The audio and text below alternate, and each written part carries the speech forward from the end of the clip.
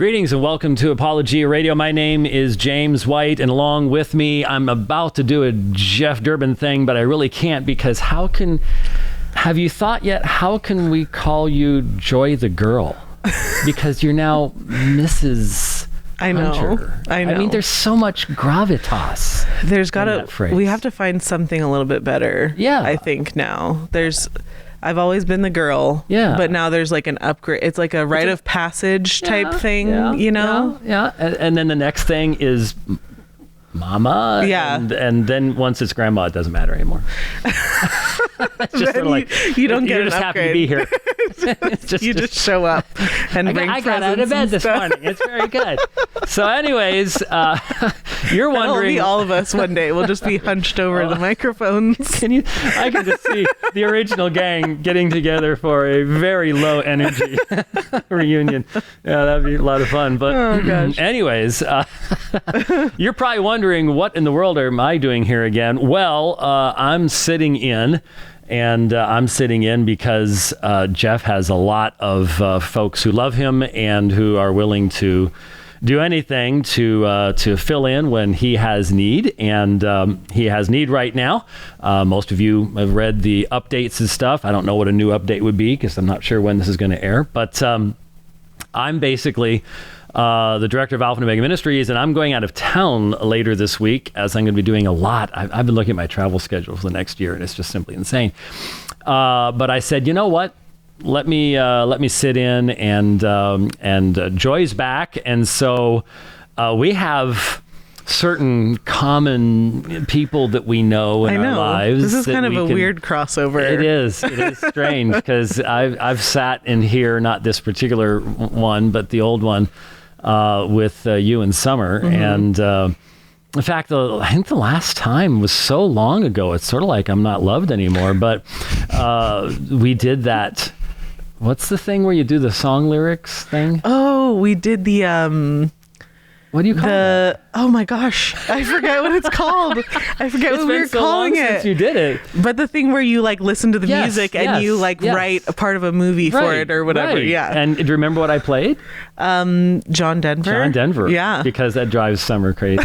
Yeah, she doesn't like it. No. And she was mocking him horribly and came up with theological errors and everything else in what he was saying, which are a lot. He was into EST or whatever the stuff was called. So, I trained her well along those lines, but it's been a long time. So I know we'll have to have you on again sometime soon. I think we were talking about it. I'm still semi-relevant. They're just not as relevant as he used to be.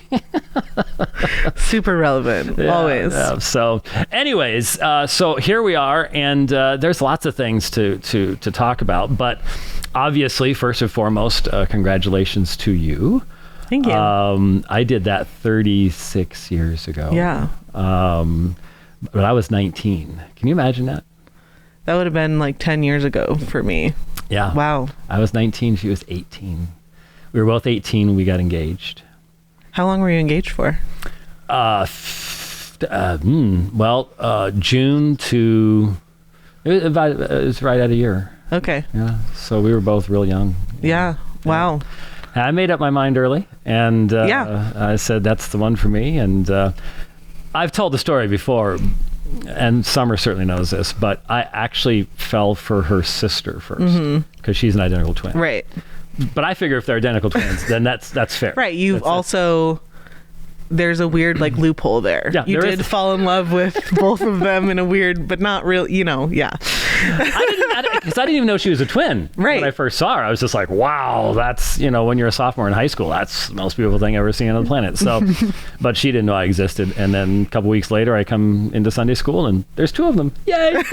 double the chance.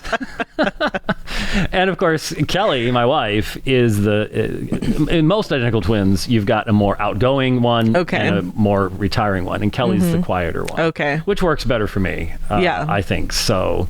But then again, Shelley has never, I still don't think she knows who I am. So just I don't fit the parameters. So anyways, but that was 36 years ago. So if you want to increase your odds, go for identical twins. I had not really thought about it that way. The reality is, if you want to increase your odds, make sure you know history. Oh, you didn't know about this? Oh, I shouldn't do this because Kelly's going to kill me. Oh, gosh. Well, I love telling this story, but Kelly's always like, "Oh, don't do it." But I have, for all the young men in the audience. Well, then this is if young men need to hear it, then they need to hear it. This. I have a 100% foolproof way of getting the woman of your dreams, because it worked for me. Here's what I did. I'm not going to give you all the backstory. I had been trying to get her attention for literally a year and a half. Okay. Finally, I invited her out to Peter Piper Pizza. We are in high school. Yeah. Okay? And that's where everybody went after church on Sundays. Went to this big mega church.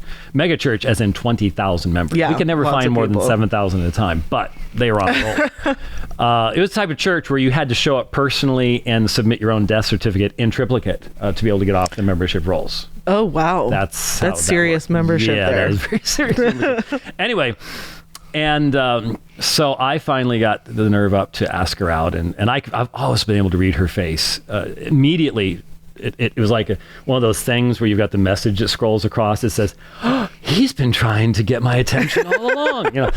And so she said yes, and so on March 17th, 1981, wow, we went to Peter Piper Pizza, and so this is how you do it. Because it worked perfectly. And Peter Piper Pizza is still in business, so it is. You could duplicate that one, I don't think exactly. But you could repeat this exactly. From the time I ordered the pizza, picked it up, we ate the pizza, and we left. The entire evening at Peter Piper Pizza, I narrated for her in perfect chronological detail, names, dates, everything, the entirety of the Battle of Midway. Oh, in World War II. Did you know?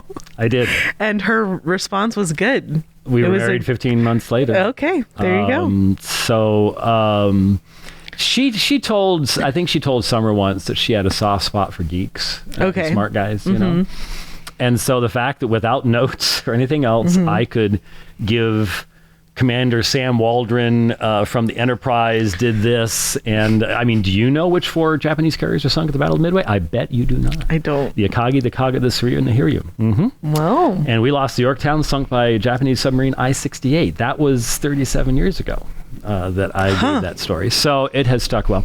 And that's what did it. So well, you know, I think your history well. Yeah. I think that I was recently just helping my friend study for her licensing exam for psychology.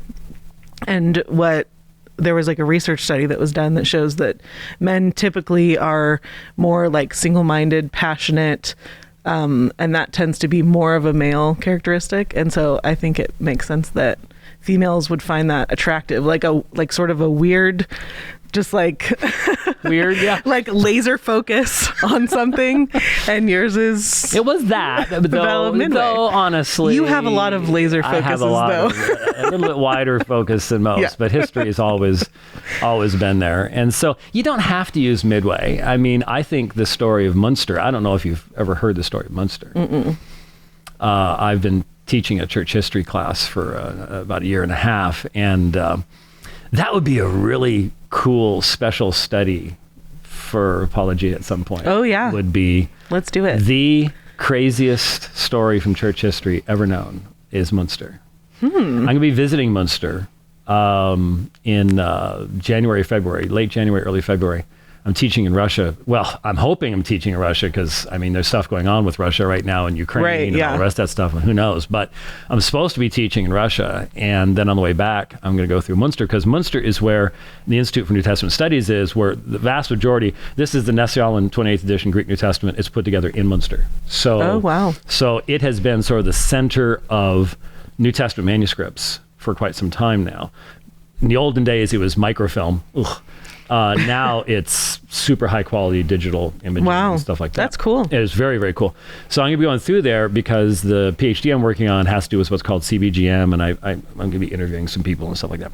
But the coolest thing about Munster is if you go on Google Earth and find the cathedral, I think it's St. Lambert's Cathedral in Munster, go down to Street View and swing around it looking up at the spire on one side, you will find 3 cages hanging from the side of the church spire.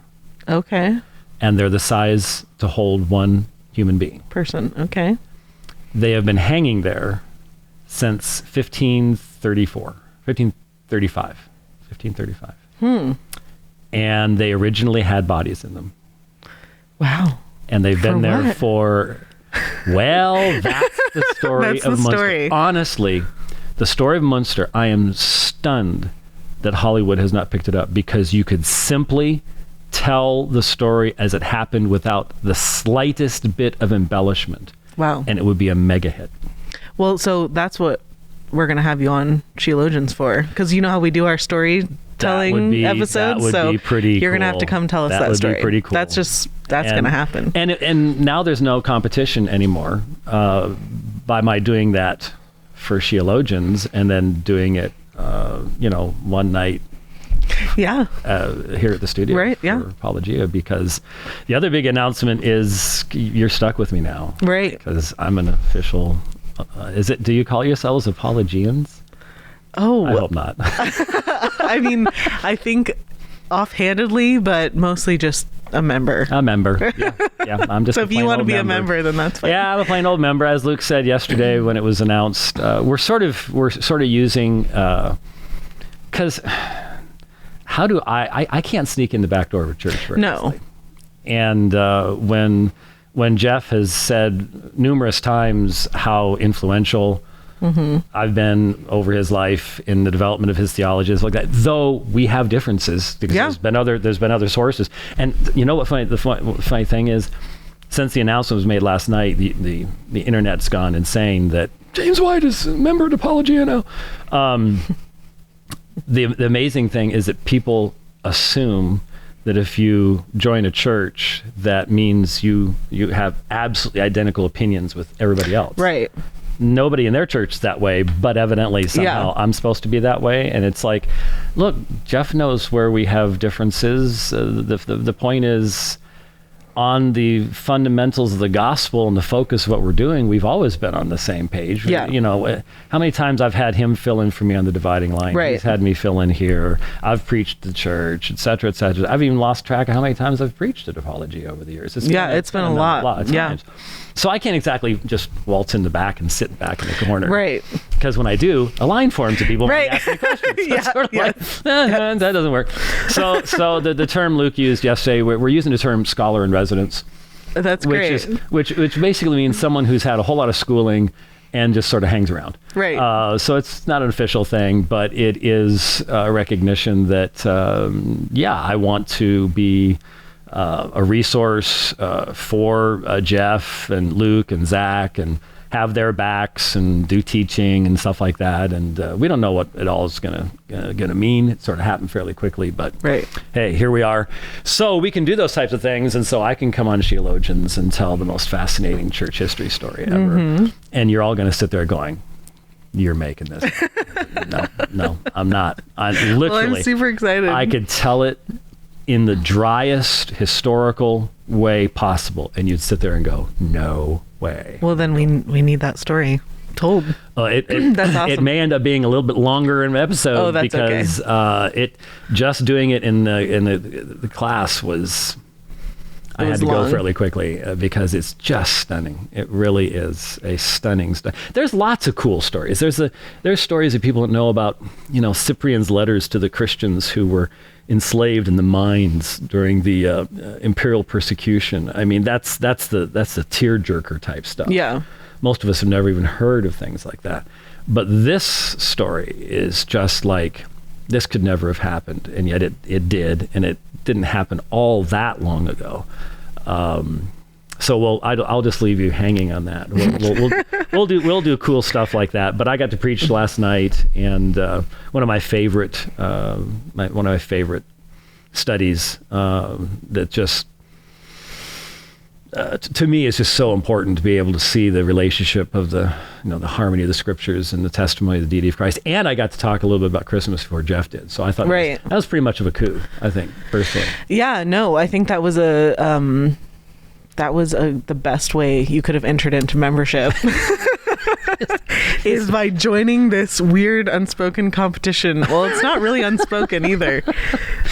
That's true. Well, how long has he had his tree up? I mean, it's been a while. It's been a while. But they have, there's another family at Apologia that they duel with to get their tree up first. Yeah. Okay, let's just make sure. I'm telling Jeff right now, I once went to a church where the pastor literally has a Christmas tree in his office all year. Oh, see, that's cheating.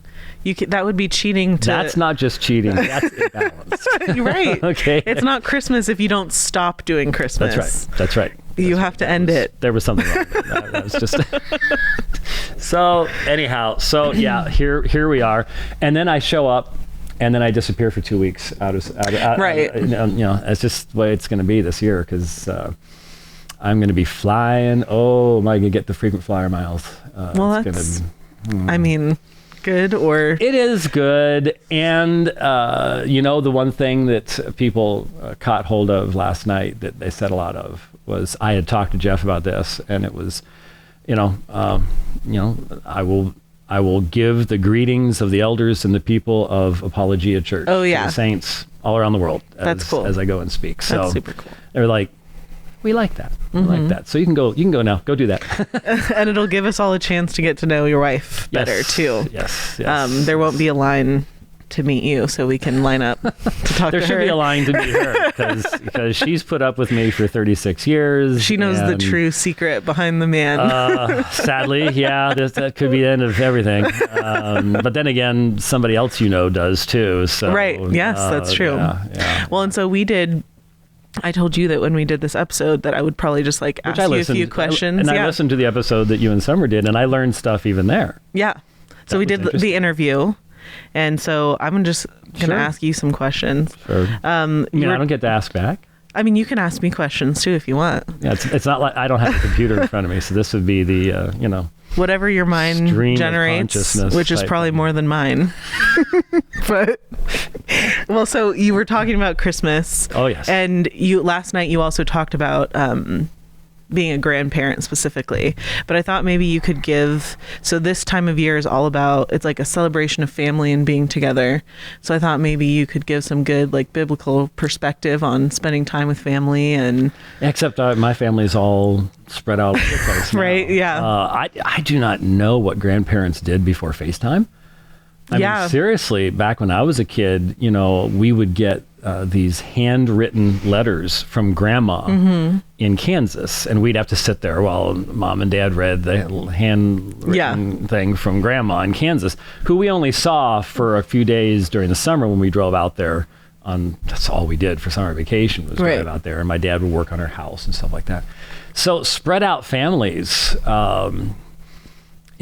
We've had everybody fairly close to home for a number of years, and so Christmas and Thanksgiving and stuff like that have been big things. But man, we're all spread out now. Yeah, and it makes you really appreciate what you did have when everybody was around. Right. But this year, as you know, Summer and Eric and the kids are supposed to be coming down, and I checked last night to make sure that they were able to be here for the Apologia service. Oh, which of course they're planning to do. Oh, good, so, good. Because that'll be really exciting. Yeah. To have us all at the same place at the same time. But what we want to do this year is sort of demonstrate what a distinctly Christian celebration is. Because there's a lot of folks who celebrate Christmas, but they're not believers. Right. So shouldn't there be a difference? Right. Because this is not a commanded celebration. I mean, I know a lot of folks I didn't know folks until I entered into the Reformed Baptist world, but I know folks who will not celebrate Christmas. Right. Okay. If someone, I can especially see that if you came out of some kind of Saturnalia worship or something like that. If you have a background in that, okay, and there are other people that just read the Puritans and go, that's Roman Catholic and I can't do it. And, okay, fine. And so I'm not going to force something on somebody, and I think every local body needs to make a decision as to how they're going to handle these types of situations. Yeah. And, most evangelical churches don't even give it a thought. It's just, bring out the decorations. Bring the walk the camel through during the Christmas musical. Yeah. Clean up afterwards, whatever, that kind of thing. And they use it in another way. For me, what I've tried to do, and for example, this is what I was trying to do that one year, and I'm sure Summer has told you, when I chose to read the Christmas story from the Geneva Bible.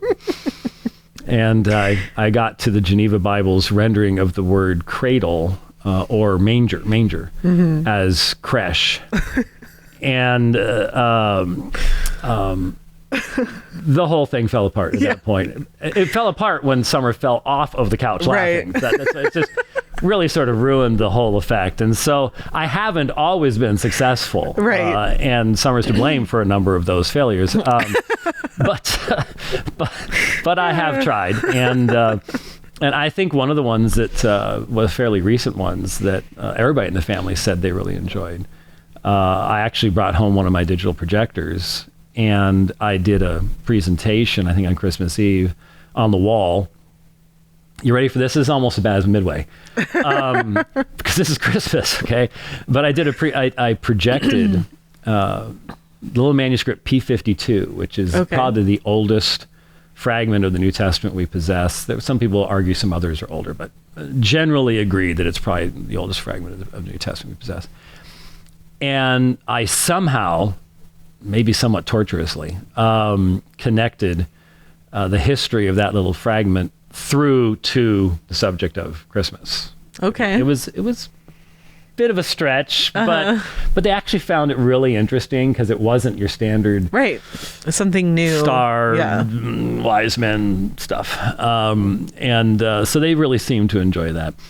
The one real major bomb was when the kids were younger. When I decided to make one of their primary gifts you can buy these, you can buy things like International Justice Ministry, Barnabas Fund, Voice the Martyrs type thing. You can like sponsor a child in a difficult area, provide Bibles, type of stuff like that. And so you can give certificates to people, so in your name, so many Bibles to be distributed in this difficult area type of a thing. And they weren't a fan. They were like, where's my scooter? Maybe they were a little bit too young at that point. I don't know, but that may be one of the least memorable attempts that I made. I'm going to ask her about that. Yeah, she may not remember it. That's the really frightening and sad part about it. But I tried, and but I do try to emphasize the real.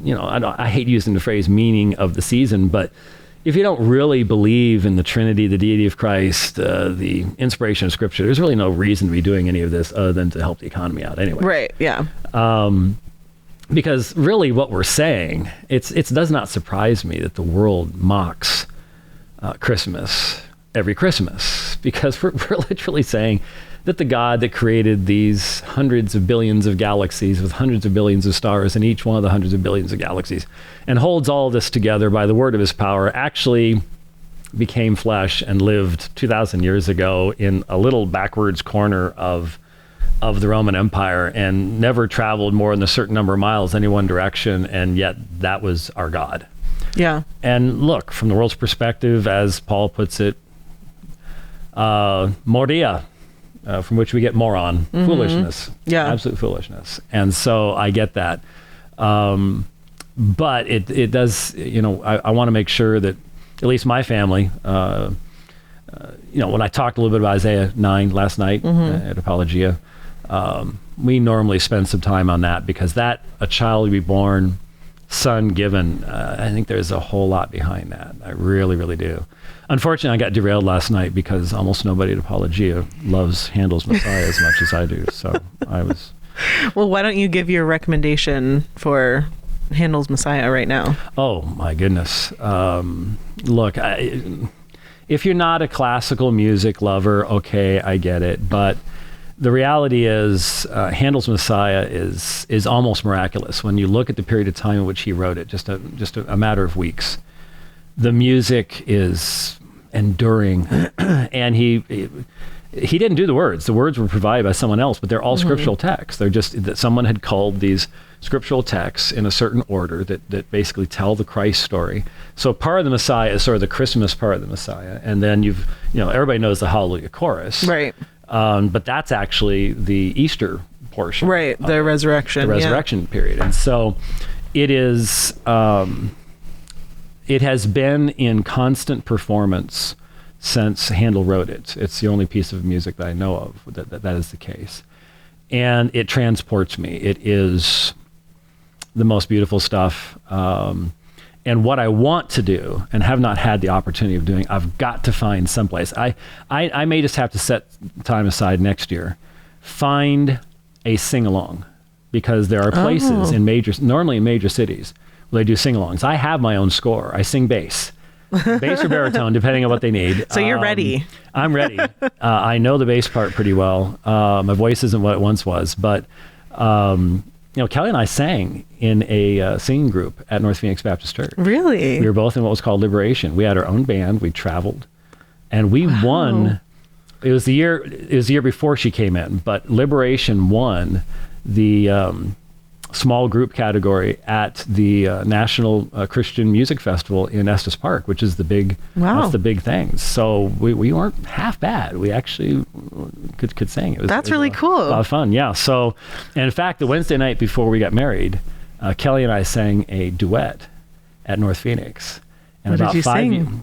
We sang a song called "I Am Willing, Lord." Okay.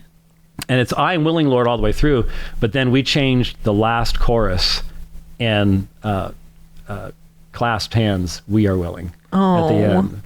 Oh, and, that's so cute. So about 5 years ago, I got this thought across my mind. They recorded all of those things for the Homebound ministry. Oh. And so I contacted North Phoenix, said, well, when Richard Jackson, who was the pastor there, left, we gave all that stuff to him. So I contacted the Richard Jackson Evangelistic Foundation in Texas, and lo and behold, they had the tape from that Wednesday night. So do you have it? I have it. Oh my gosh. Now, of course, it was the recording quality, right? isn't the best from 1982. But yeah, I've got a recording. That's cool. Yeah, that's really cool. So I really want to do a sing along with the Messiah. That'd be awesome. I mean, I know it gets performed, right? But they do community sing-alongs where they have the orchestra, that's really cool. And then anybody who wants to come along, and it ends up being a huge choir, and you just bring your own music. And that would be quite an experience, I would think, especially with everyone singing. Well, especially when you hit not just the Hallelujah chorus, but there are a couple of the songs, the numbers in there that are just, they'll transport you. Yeah. There's it's not like listening to most contemporary Christian music. It is just timeless. It is incredible. But anyways, that's another thing to add to your Christmas would be some really and dig into some of the deepest Trinitarian theology I have ever found in music is Christmas hymns. They're normally the stanzas that never get played on the radio, right? Yeah, or sung. Yeah.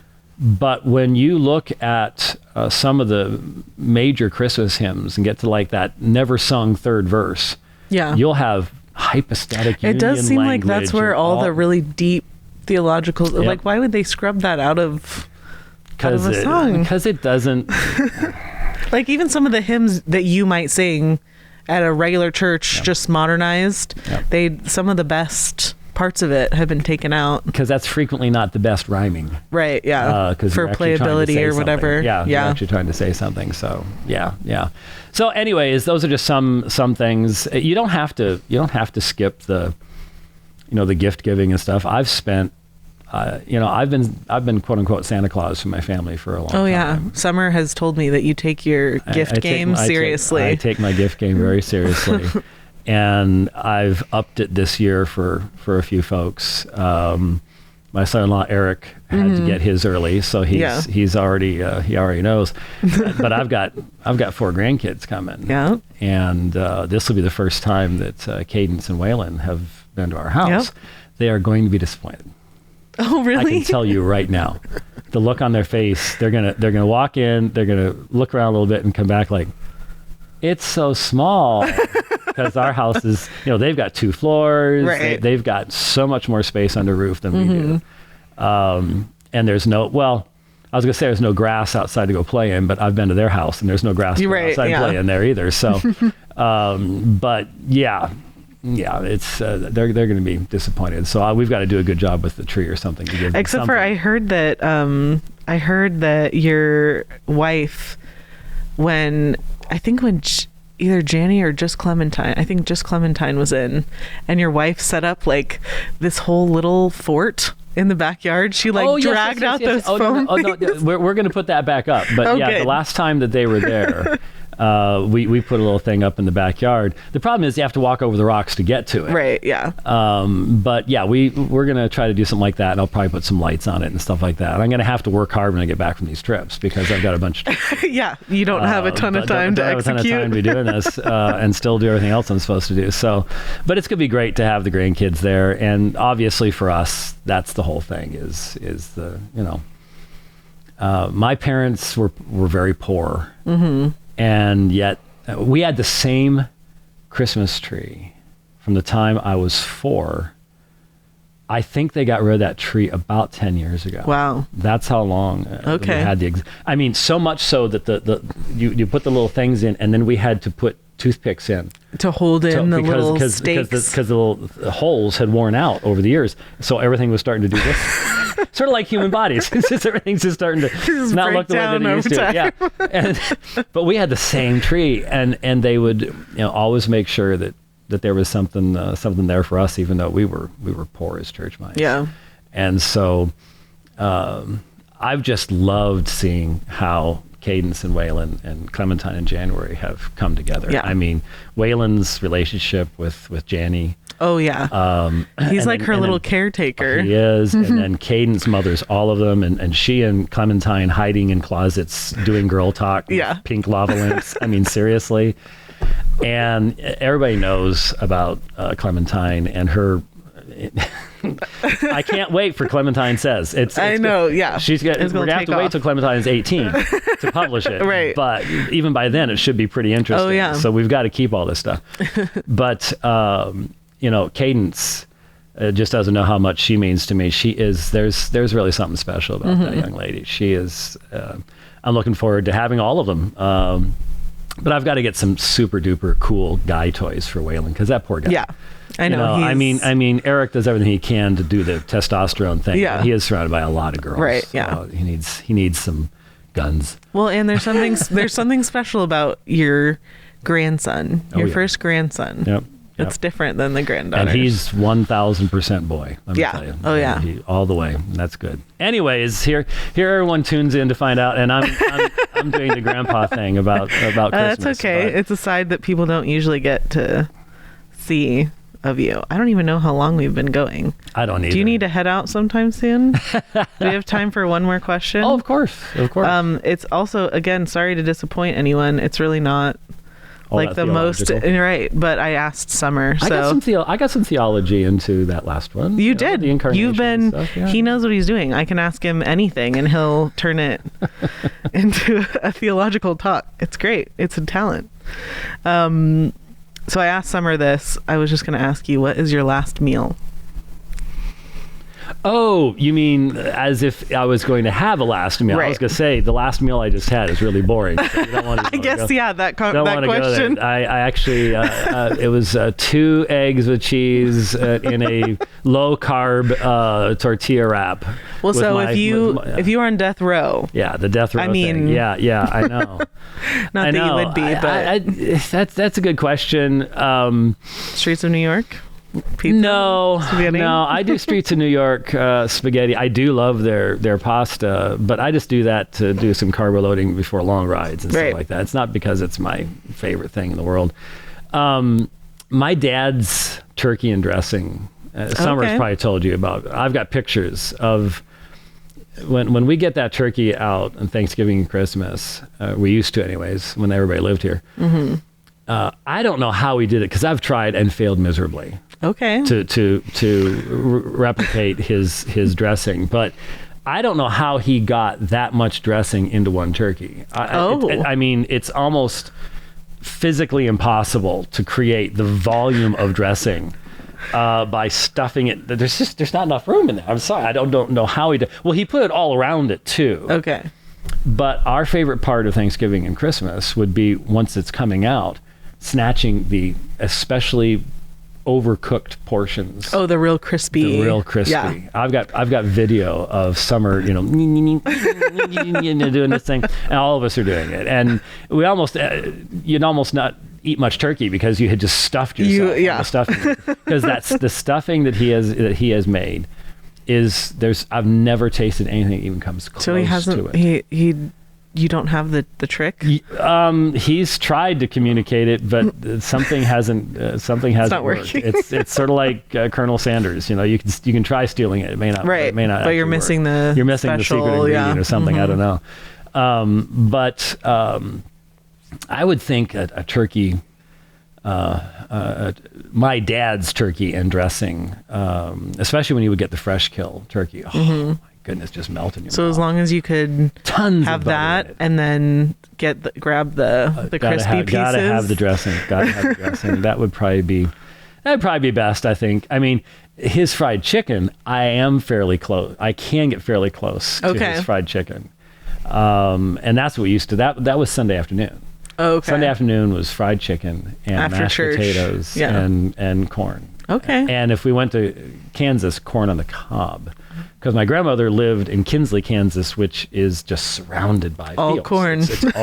So whatever corn you got in Kinsley was good stuff. Had been on the stalk a couple hours earlier. And cool. Man, that was the best stuff on the planet. So but I've got to ask you. Okay. How long have you been doing Sheologians now?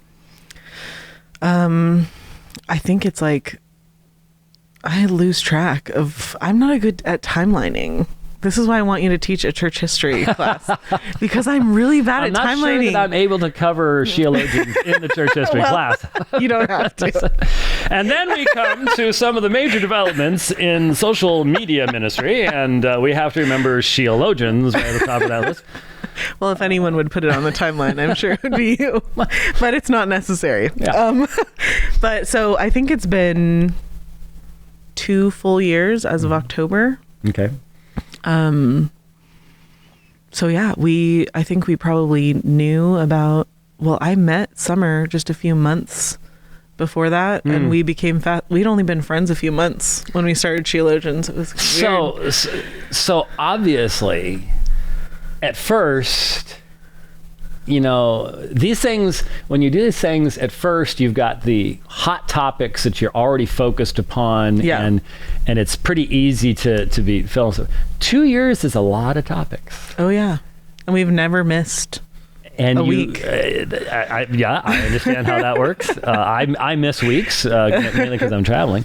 You've also been going. By the time we've been going for a decade, we'll probably have missed some too. I would assume so. Childbirth may have something to do with that. Yeah. Something along those lines, but what have you, now that you have to do some work now. Yeah. You have to do some work now, because at first it's all fun and games. And then all of a sudden you've got people that are listening and they want new material and they are supporting you, and there are people that are taking their time to post this material and do graphics for you, and all of a sudden you got a job. Yeah. And what have you learned about each other now that you have to sort of work harder at doing stuff? Well, so I think what's come out, and this is obviously just my perspective on it, but I think what really has been revealed to me is that, I don't even know if I'm going to say this correctly. Maybe you can help me. But I think that Summer's very solid upbringing comes out in her memorization of scripture and knowing theological concepts and stuff that are maybe a little bit more off the beaten path. And then I have always been like a thinker and very sort of like philosophical, and I just think something until I think about it until I like know how I want to say it and what it really, really means. And so you don't necessarily think in the same way. Right. Right. But so I think that those two, I think you have, like what I'm really starting to see is Summer has like this, she's like the solid foundation and the like black and white person for us. And she, she's told me before that you said you have the bedside manner of a rhinoceros. And I think she would say she has the same, that she got that from you. She's a female, obviously, so I'm sure she's a little a mother rhinoceros, maybe, the bedside manner of.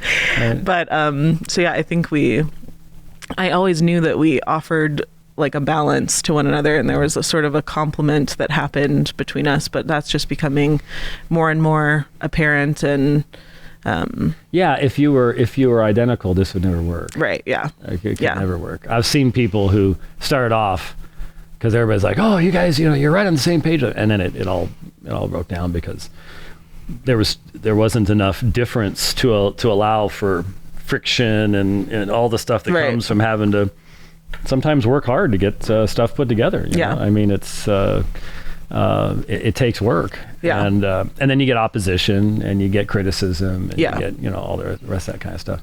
I've never had opposition. No, never. You're just like always right in the middle. No one even right under the radar. James White. Everybody just I Google my name and nothing but salt and light. Yeah, I've often said if I believed 5% of what I read about myself on the web, I'd slap myself. So, right. It's pretty amazing. But yeah, there has to be that little bit of difference. So how is the program different now than it was the first few months? Well, I mean, we started out trying to do a micro podcast. So our episodes were 15 to 20 minutes long. Yeah, that's right. And it's funny because I have since gone back or I've stumbled across some criticisms of our first episodes. And I mean, if anything, doing Sheologians has taught me a lot about like how things work around here just for my job. And just in those first few podcasts, everyone who's avid podcast listeners, just go into it with an open mind. Like in 3 months, this podcast that you're listening to could be completely different, obviously. Or gone, unfortunately. Right. Yeah. That's more often. Yeah. So at this point, we go 45 minutes to an hour. If we have a lot to do and we're busy and the episodes are only half an hour, sometimes that's okay for us, right. Just depending on what we've got going on. Or if you've got people that you're interviewing, a few of which I've helped to make happen. Thank you for that. And there's one I haven't even had a chance to listen to, and I keep forgetting to go because I've got to grab it out of the archives to throw it on my iPod to listen to. But I want to hear Dr. Kruger. Because I'm not sure if you saw he and I last year at G3, we did an early morning session on the canon of Scripture. Wow. So he and I together. And we sort of wonder if it was just going to be he and I talking to like two geeks sitting down the front row because it was like 8 o'clock in the morning. Place was packed out. Wow. And it has proven to be a really, really helpful episode because he's just brilliant.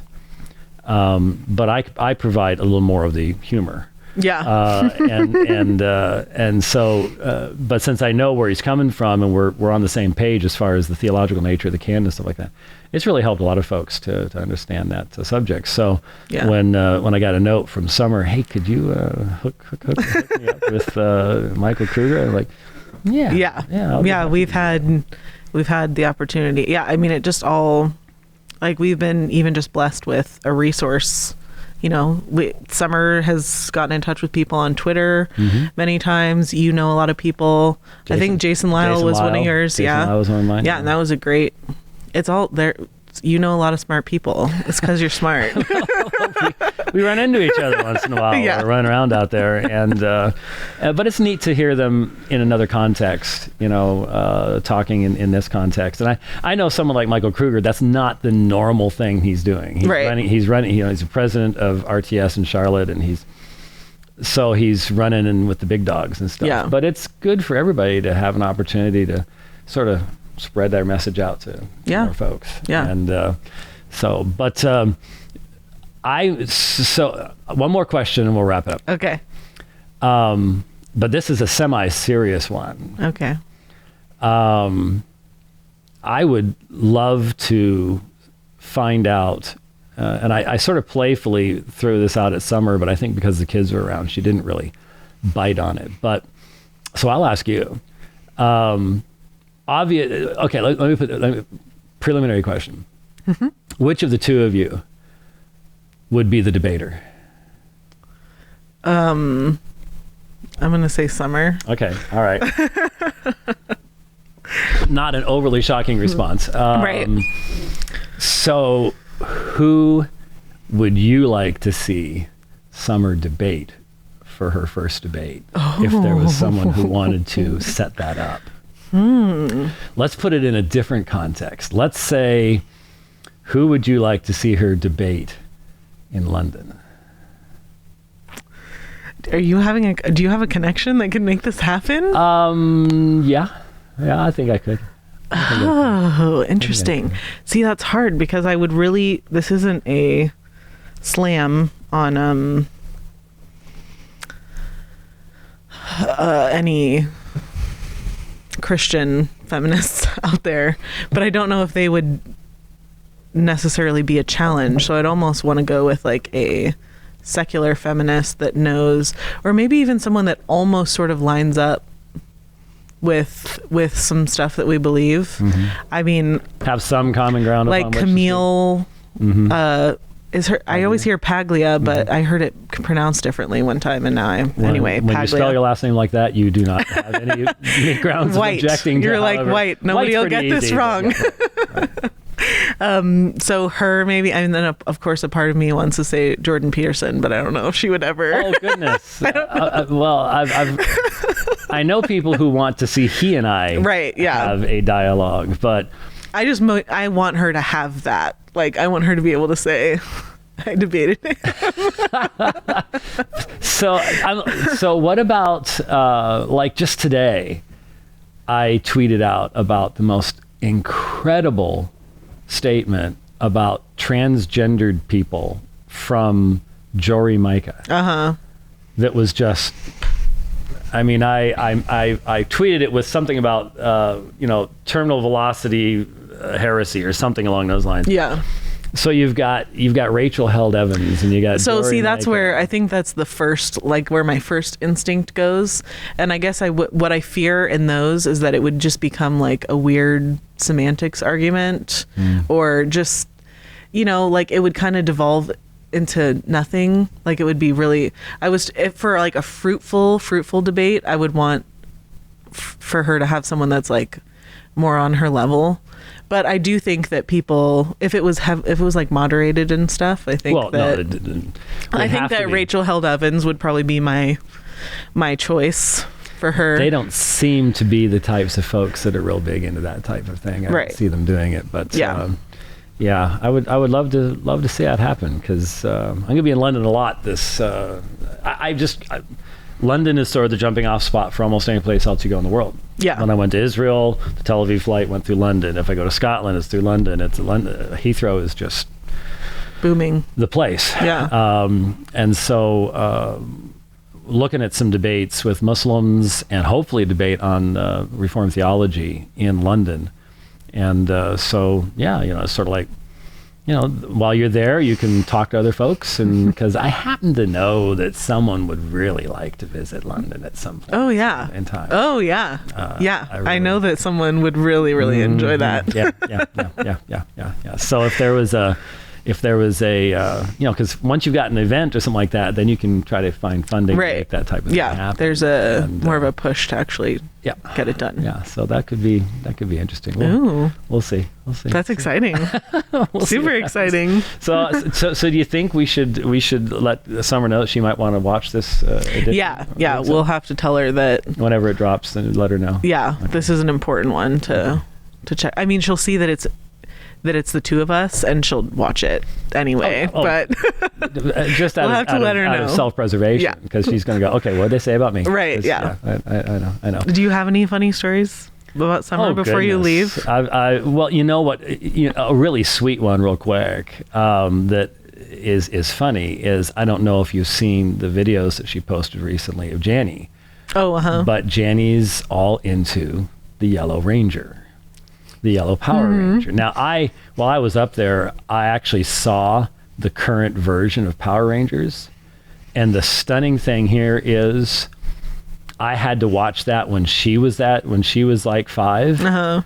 It was significantly better than it is now. Well, it good. Has I think so.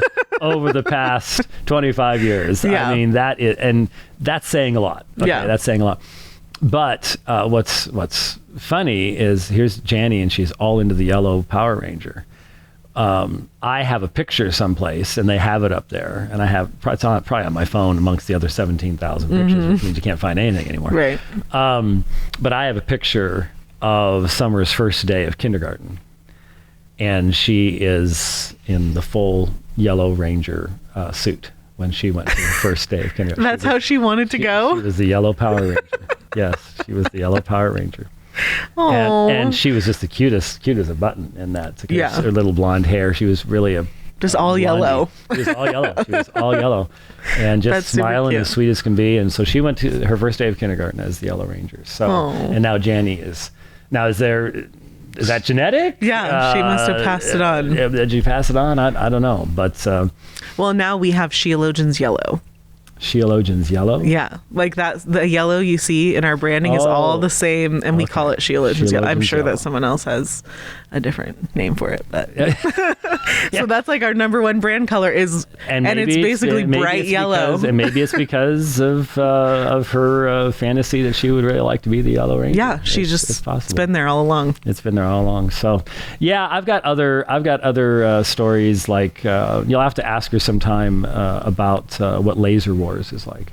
Oh. Yeah, ask her about Laser Wars. Okay. Yeah. I'll ask her on the next time we do Sheologians. Okay, ask her about Laser Wars. We'll Laser Wars. So, well, thank you. I'm sorry for anyone who's sitting there going, I wanted a discussion of CBGM and textual variants in the New Testament because that's what I expect from you. I get people like that. Right. It's like you just always got to be digging deep into something or refuting. You didn't say a single negative thing about Arminians today. There are people like that. It's like, lighten up, man. Yeah. You cannot possibly live your life like that. Right. Every once in a while, you got to climb into your Yellow Power Ranger outfit and just go relax, take on some of those really generally dumb, evil monsters. They're not the brightest folks on the planet. So that's probably helpful. But anyways, so hopefully this will also give a little more time for Jeff to get back. I imagine that Luke and Zach and probably his wife are all waving their fingers at him saying, nope, not so fast, bucko. You need to rest up. And so hopefully this will help push off things a little bit and take a little pressure. It will. off. Thank you. Enjoyed it. Thank you for the excellent questions. Thank you for joining us. And I don't know how you all normally just sort of let it die almost. You have music. Yes.